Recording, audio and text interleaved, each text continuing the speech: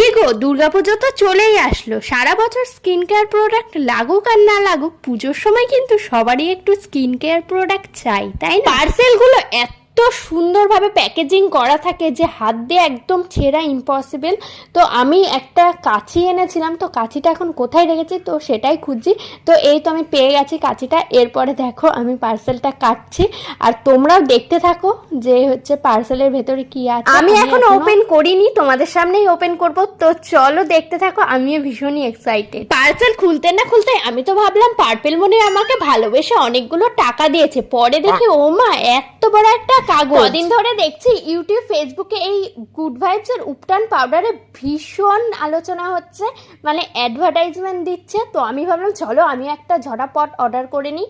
আর আমার এটার দাম নিয়েছে 39 টাকা। আর হচ্ছে আমি দেখো আর একটা প্রাইমার অর্ডার দিয়ে দিয়েছি, এটা হচ্ছে NYB প্রাইমার।